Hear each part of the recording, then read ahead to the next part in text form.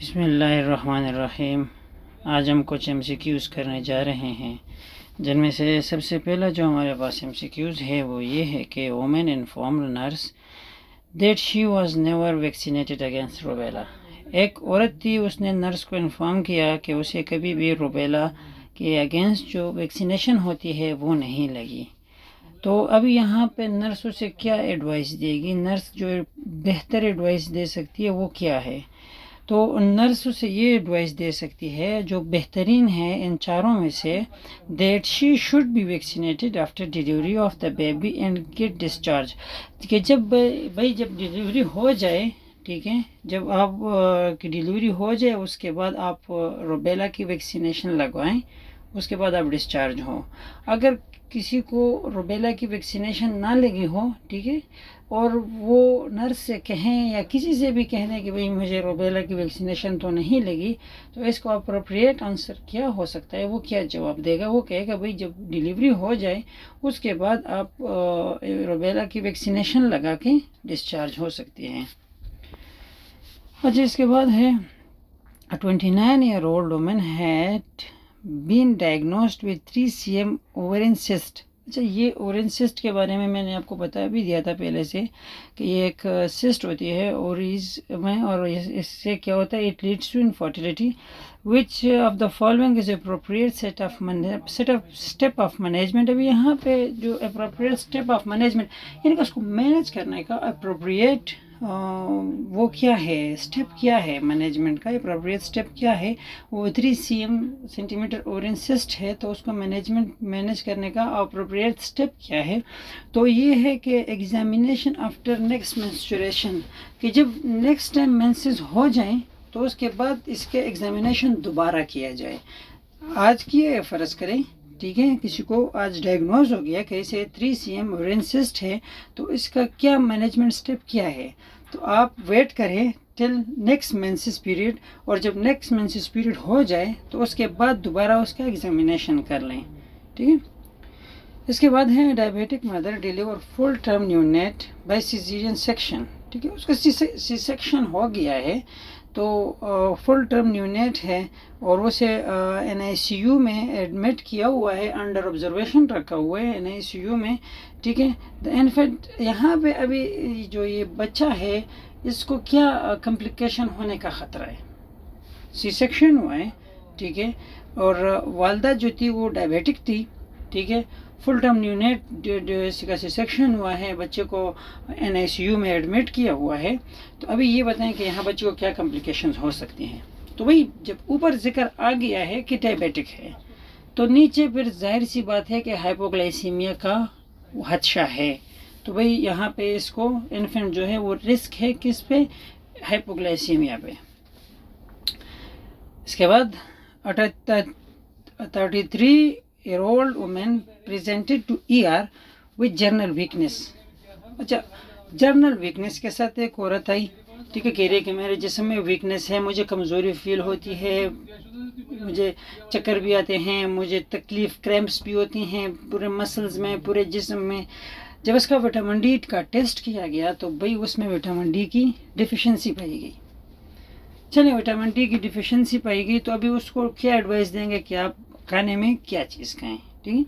तो भाई उसको एक सिंपल सी एडवाइस है कि फ़िश लीवर ऑयल, ये जो 4 चीज़ें लिखी हुई हैं ना, इनमें सबसे जो बेहतरीन है विटामिन डी के लिए तो वो है फ़िश लीवर ऑयल। अच्छा, इसके बाद है the midwife was caring of 30-year-old graved 3 postpartum normal delivery mother after 3 hours the patient was यार ये यहाँ पे ये पूरा जो 3 postpartum normal, ये कन्फ्यूजन के लिए ये सिर्फ इतना लिखे कि जब after delivery, okay, and after delivery and 3 hours after the delivery the patient was restless, her skin was cool, clumpy and feeling thirsty, ठीक है, ऐसा भी है। लेकिन ये ऊपर जितना भी फ़लसफ़ा लिखते हैं ना कि 3 4 2, ये सारे कन्फ्यूजन के लिए होता है, ठीक है। जो है रेस्टलेस थी और उसका स्किन जो था वो सर्द हो गया था और वो उसे प्यास बहुत ज़्यादा लग रही थी। What will the midwife initial action? अभी मिडवाइफ का इनिशियल एक्शन यहाँ क्या होगा, ठीक है। 3 घंटे डिलीवरी के बाद उसे प्यास लगनी शुरू हो गई, उसका स्किन जो है वो कूल हो गया, उसे बेचैनी होने लगी, अनकम्फर्टेबल थी। तो यहाँ पे जो नर्स का एक्शन है वो क्या होगा, check the vital sign. Nurse जो है वो वाइटल साइन चेक करेगी कि इसके वाइटल साइन नॉर्मल है या नहीं।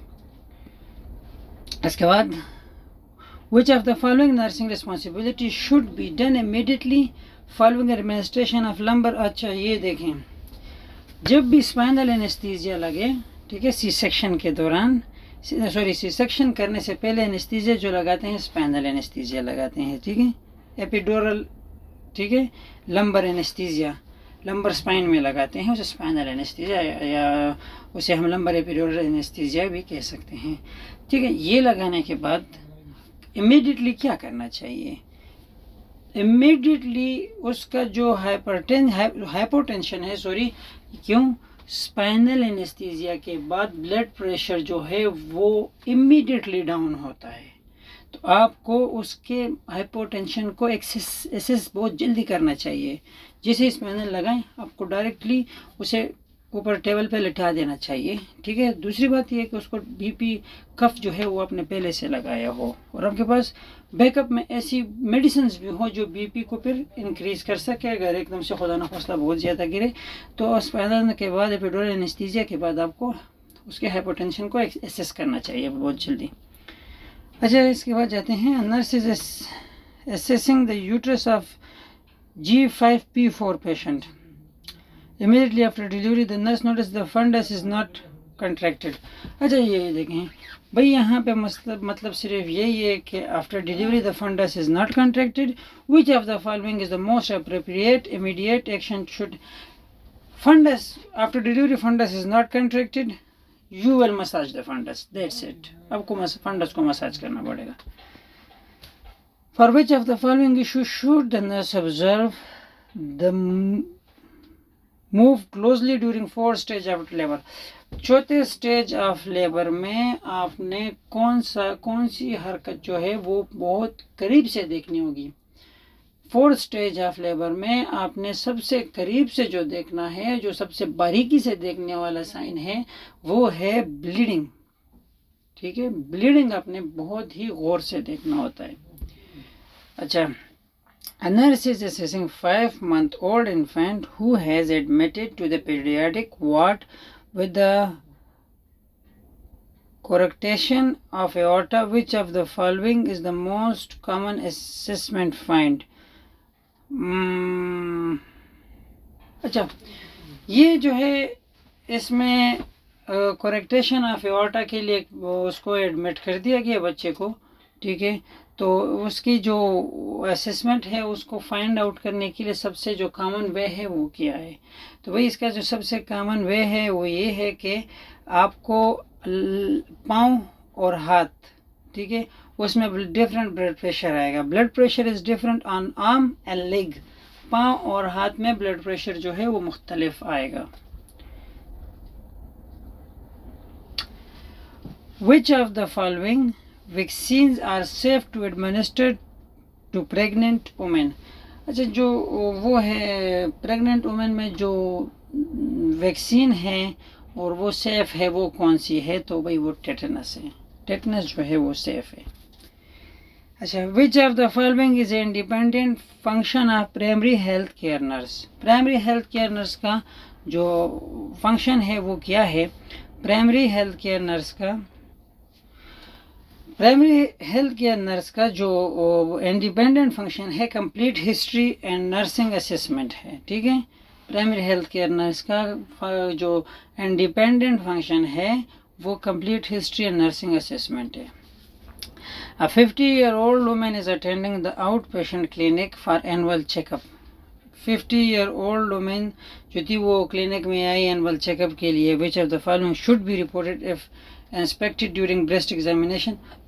देखिए 50 साल का अरसा नहीं बल्कि मैं कहूँगा कि 40 years। आफ्टर 40 years फीमेल को ब्रेस्ट एग्जामिनेशन करने के लिए एनुअली या आफ्टर 6 मंथ ज़रूर आना चाहिए। तो ये औरत आई ब्रेस्ट एग्जामिनेशन एनुअल चेकअप के लिए। जब नर्स ने देखा कि उसके ब्रेस्ट पे डिम्पल्स आए हुए हैं तो वो क्या करेगी, वो कहेगी कि भाई आप फर्दर एग्जामिनेशन और फर्दर इंस्पेक्शन इसकी कर लें, इन्वेस्टिगेशन कर लें। लेफ्ट ब्रेस्ट पे डिम्पल जब उसे फील हो, उसे नज़र आए। अच्छा,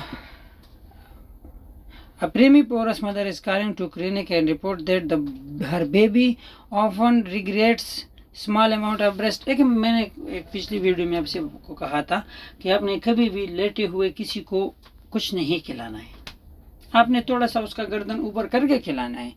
तो यहाँ पे भी वही बात है, उसने क्लिनिक को फ़ोन किया कि भाई उसका बच्चा जो है वो बाजू का जो है वो दूध पी के वापस मुँह से फेंक देता है, या वो फिर उसके बाद खांसी वगैरह या कुछ तकलीफ़ शुरू हो जाती है उसे, क्यों? तो वो नर्स से बताएगी कि भाई जो बेड आप यूज़ करते हैं इसका हेड थोड़ा ऊपर कर दें। अच्छा, यहाँ पे ये देखें कि एक पेशेंट आ गया, एपिजॉड में स्टिचेज उसके हुए थे, एग्जामिनेशन में उसको लोकलाइज स्वेलिंग थी एपिजॉड में, स्टिच जहाँ हुए थे, ठीक है, और उस स्मेली भी था, ठीक है, डिस्चार्ज भी था उसमें से, और उसके जो वाइटल साइंस थे 116/28 जो उसका बीपी था, और टेम्परेचर उसका जो था वो 38 था या 99.8 डिग्री फ़ारेनहाइट हम उसके कह सकते हैं। तो और उसका जो हार्ट रेट था 132 था। तो यहाँ पे जो एग्जामिनेशन है वो क्या होगी, तो भाई यहाँ पे एग्जामिनेशन अप्रोप्रिएट एक्शन क्या है, तो भाई यहाँ पे पेशेंट की प्राइवेसी को मेंटेन करना होगा।